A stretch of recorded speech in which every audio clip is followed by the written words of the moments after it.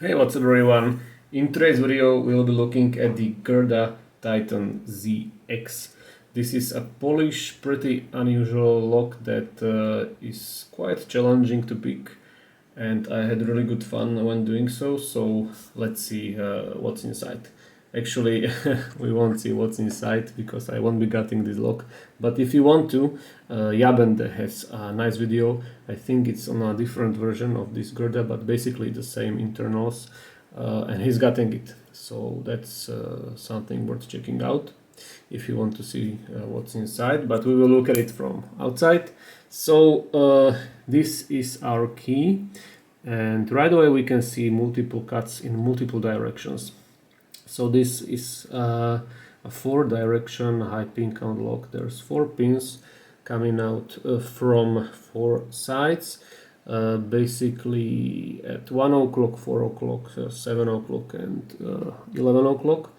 So yeah, and this is basically hollow, and if you look at the keyway, it's perfectly round, and there is actually a little cutout in here. I can show you.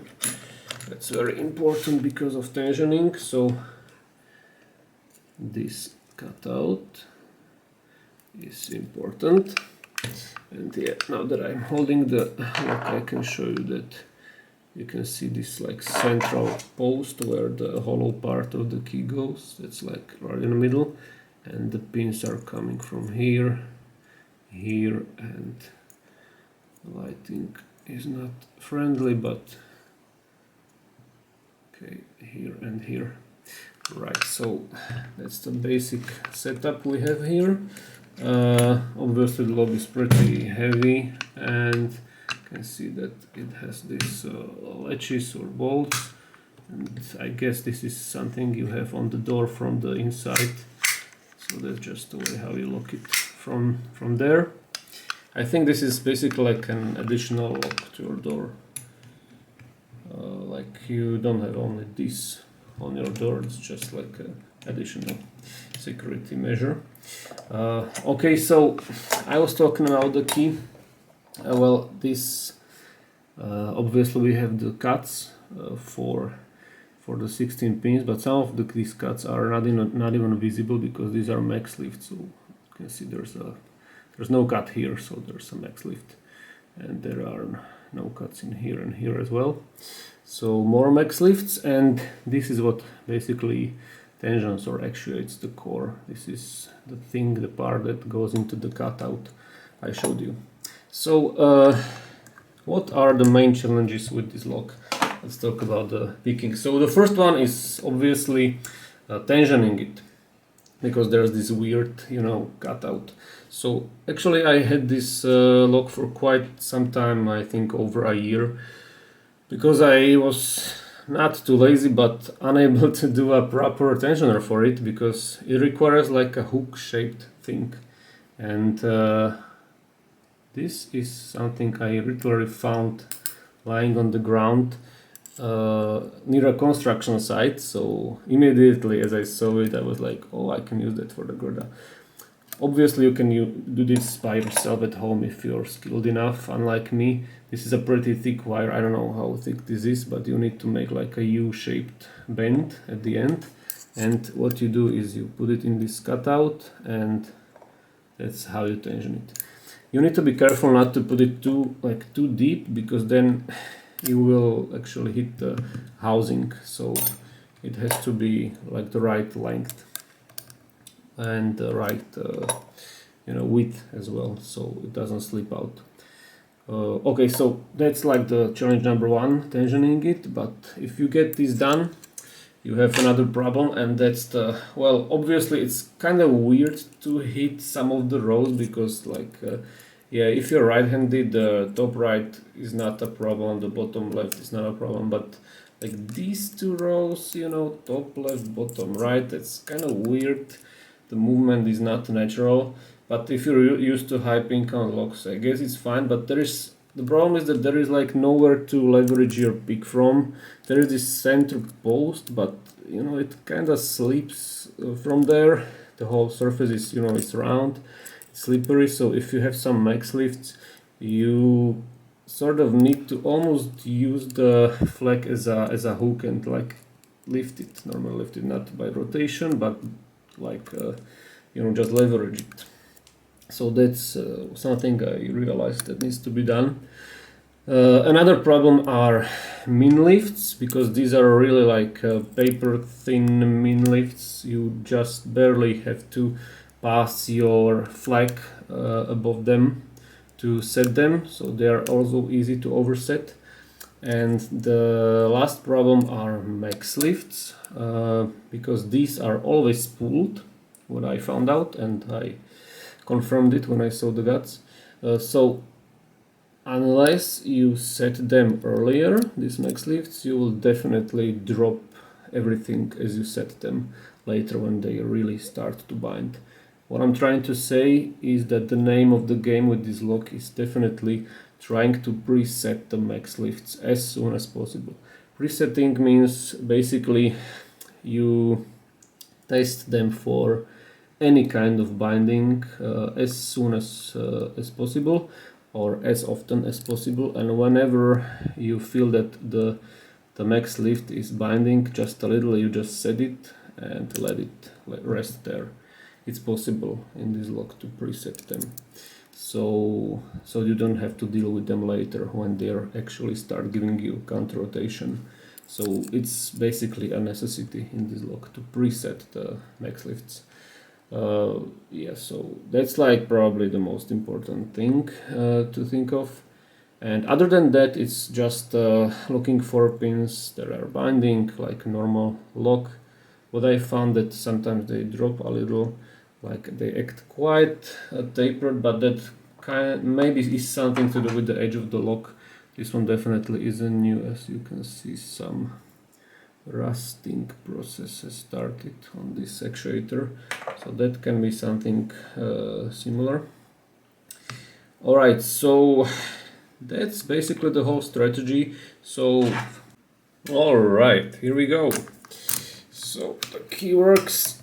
You can tell that the latch or the bolt is turning only after like almost a half turn of the key, so that's why nothing will happen with the bolt when I pick the lock.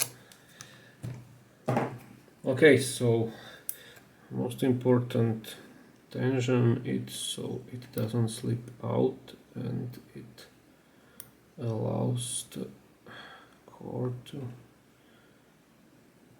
rotate. Okay, this should be good, so let's just hope this won't slip out. Okay, so I'll click on 2 on the top left, thing on top right,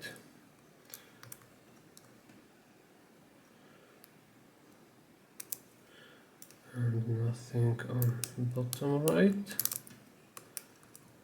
So I'm just scrubbing this pin so I can get started on the min lifts.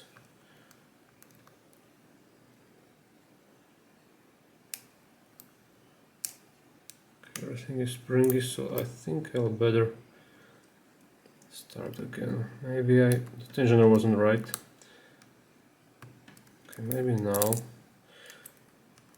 So I'll click on 2 on the top left, bottom right.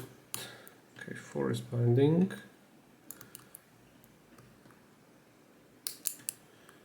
I just slipped off him.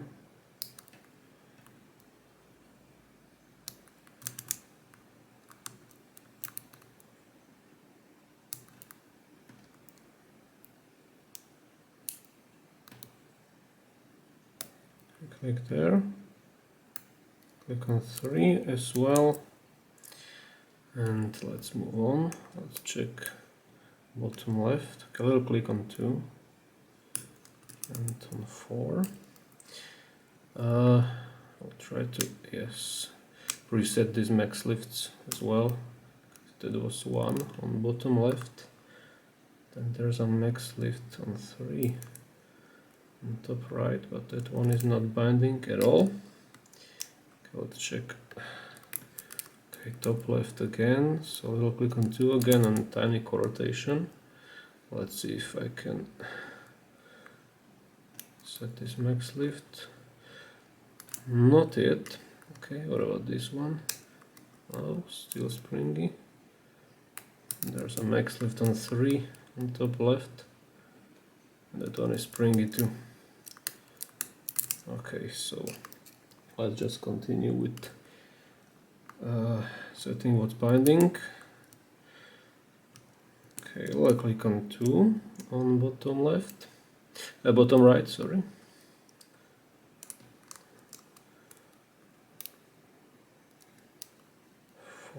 On top left is good. Okay, bottom left is good. Okay, click on 1, top right. What about this max lift on 3?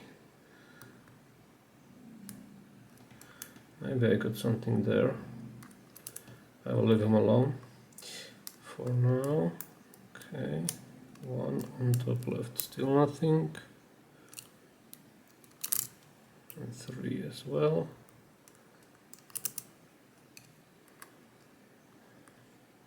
Okay, I think 2 on bottom right.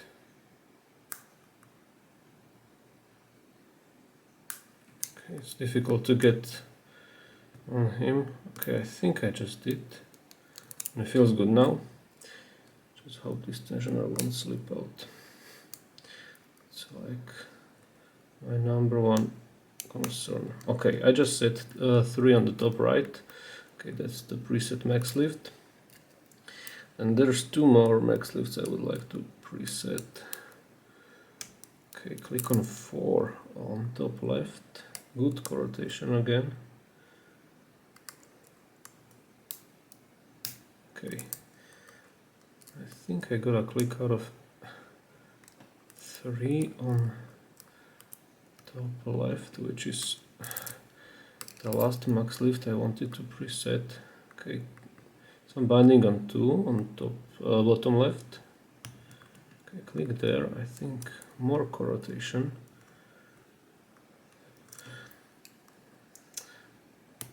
Click on 1 on bottom right. Another little co-rotation. I feel like we almost have everything set now. And maybe, okay, now 3 on the bottom left is binding. Could be one of the last pins to set actually. It feels good. Nothing happens. Okay, 1 is binding on top left. That's one of the max lifts I wanted to preset. So I didn't actually. Okay, now I click there. Perfect. All right. I'm really close. I'm pretty sure about it. Just need to scrub these pins a little more because you know they like to drop a little.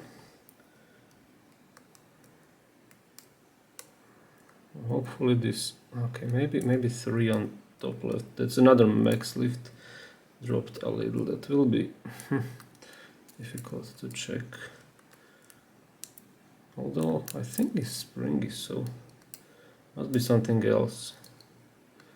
And it's not 1 and 2 on top right. Okay, the whole top right situation is good. Bottom right feels to be pretty much set. 1 on bottom left, good. 2 as well. 3. Okay, click on 3. Oh, there's the open. Perfect. So I can rotate this a little bit, not too much, so it won't relock itself. So just a tiny bit more. Okay, so that's definitely peaked state. So if I wanted to completely pick this, I would have to like do it 3 more times, and maybe after second time or third the latch would start to move, but this will be enough for me. Okay, it relocked. So yeah, that's the Gerda Tytan ZX. Pretty challenging lock, at least for me, and a fun one to pick. A lot of rotations and feedback. So yeah, hopefully you enjoyed this one, guys, and we will see each other real soon with the next video. Until then, bye.